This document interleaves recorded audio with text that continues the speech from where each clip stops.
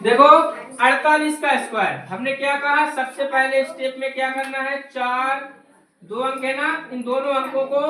अलग अलग देखो, दो 4 और इस 8 का 8, ठीक है। इसका स्क्वायर है, मतलब इस पे क्या कर दो, 4 का स्क्वायर और 8 का स्क्वायर, बीच में प्लस का चिन्ह लगा के अब इन्हीं दोनों अंकों का क्या कर दो, आपस में गुणा, और गुणा करके कर दो उसका क्या, दुगना, और फिर प्लस का चिन्ह। देखो ध्यान देना, 48 का स्क्वायर है ना, इनको अलग अलग अंक लिख करना, पहले 8 का स्क्वायर फिर 4 का स्क्वायर, इन्हीं दोनों का फिर क्या करना है, आपस में गुणा, और गुणा करके फिर उसका दुगना, ठीक है। जैसे कि अब यहां से इसको हल करेंगे, 8 का स्क्वायर का मतलब 8 का स्क्वायर, 8 का स्क्वायर मतलब कि कितना होता है, 8 अठैया 64,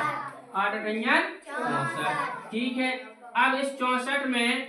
इसको हल करने पर जो 64 के 4 लिखी जो 6 है वो इसमें जुड़ेगी, तो अब पहले इस कोष्टक को हल करेंगे, इस कोष्टक को तोड़ेंगे तो 4 अट्ठे 32, 32 को दोगुना कितना हो जाए 64, 64 में फिर ये 6 का कर देना है जोड़ देना, 64 में 6 जोड़े तो कितने हो गए 70, 70 का आया कितना शून्य, हाथ से लाई फिर कितनी हमारी 7, तो पहले इसका वर्ग करो फिर उस 7 को जोड़ देना है, 4 चौको 16 और 16 में 7 जोड़े तो कितने हो गए 23, नहीं समझे, और यही हमारा क्या हो जाएगा। एक बार और देखो, देखो ये तो सब पे बनेगा ना, 4 का वर्ग फिर